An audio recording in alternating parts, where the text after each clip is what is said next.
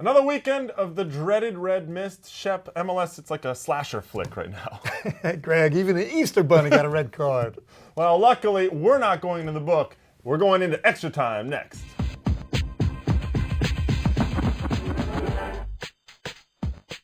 Welcome to ET, everybody. I'm your host, Greg Lawless, alongside Shep Messing as always. Act 1, Farewell Columbus. The defending champs could only get a draw at home against the Colorado Rapids this past weekend, and they seem to be struggling to find the magic of 2008. Meanwhile, the Chicago Fire are burning high-octane jet fuel. Shep, let's start with the Crew.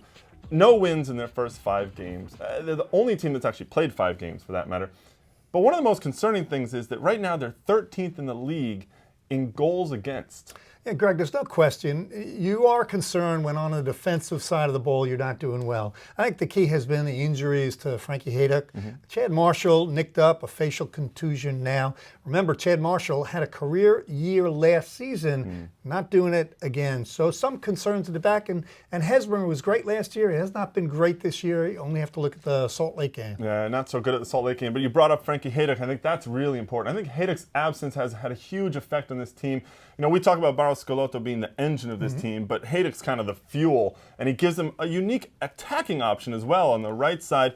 Another attacking option that's missing right now, Robbie Rogers. Yeah, I don't think there's any question for the Columbus Crew. They're out of sync. They're not playing well. I'm not ready to panic. They're a good team. Those guys are going to get healthy, and if anything, it has afforded them to get some other players getting experience. They may need them later on. I think they'll right the ship. That's true. They are going to need some depth with all the extra games because they're going to be playing Champions League and, of course, the U.S. Open Cup coming in. Well, about 350 miles northwest of Columbus, the Chicago Fire are hotter than a blues band at Kingston Mines.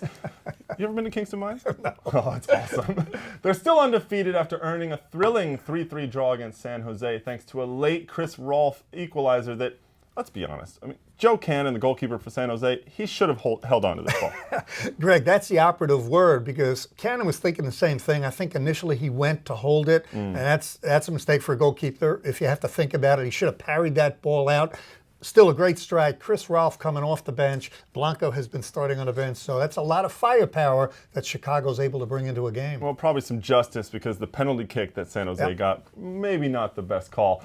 Earlier in the game, though, Brian McBride scored a lovely goal. He flicked the ball around the defender and fired it into the lower corner. There was nothing that Cannon could have done on that one. What's amazing to me about Chicago right now is they've played 3 of their 4 games on the road, and they're still undefeated. Greg, you always have loved Chicago this season. Greg. I slowly got on the bandwagon. Don't get too excited, though, because last year they did the same thing. They played well on the road. They struggled at home. We have to see whether this Chicago Fire team can be different, can really be dominant in their home games. Well, we were talking before the show about Chris Rolfe and Cuauhtemoc Blanco starting on the bench right now. Is that going to affect the locker room anymore? You know, Dennis Hamlet is a terrific coach. He is great in terms of managing people, great with his character, and I mean that in the best sense. He's going to have his hands full, I think, if you have Blanco sitting on the bench waiting to come into a game. Well, speaking of having your hands full, LA still has their hands full with what's going on. The Super Classico was this past weekend. It wasn't exactly classic. It was almost super, because it wasn't a bad game to watch for a neutral, was it? Yeah, if you like watching a train wreck. Exactly. No goals, but a lot of everything else. Good chances, great goalkeeping from Donovan Ricketts especially, bunch of yellow cards, and 3 red cards. You can count them. 1, Paulo Nagamura. 2, Alan Gordon. And 3, Greg Berhalter. Well, Nagamura, to me, should not have gotten that second yellow card. I think Landon Donovan did a good job of embellishing the contact. So Nagamura is a good player. I think the league needs to start treating him that way. As for Alan Gordon, there must have been something away from the ball. And that's just a poor mental decision. When you're carrying a yellow card, you look at the risk-reward. You can't afford to get into those situations. And Berhalter, though. He's my hero because in a split second, a terrible pass, but Berhalter, the savvy, experienced veteran, he saved the game for LA because if he lets Eskandarian go in a breakaway, score a goal, the game's over. Berhalter knows the clock, knows where he's at. Last man, not last man, but denying the goal scoring opportunity. That's a smart decision by Greg Berhalter. You have to figure Bruce Arena actually just patted him on the back after that one. But Bruce Arena made a lot of changes going into this game. He pushed Sean Franklin into the midfield. Stephanie Miglioranzi went into the middle. looking at all those changes and what's going on in LA, Chivas probably should have gotten the win in this one. Yeah, two things about it. First of all, I'm really impressed with Chivas, the way they run off the ball and pass. Yeah. I don't think there's a better team in Major League Soccer, and you have to give it to PREKI, give him the kudos for it. They move and pass the ball. It's beautiful to watch. Donovan Ricketts, for LA, he kept them in the game. He's much bigger than I thought. Yeah. He was agile, quick, huge saves. So I believe in Bruce Arena and Dave Sarakin, and they'll get it right. Hasn't happened yet. Well, before the season, I said Donovan Ricketts might be the biggest disappointment, but so far he's looking good. He might be proving me wrong.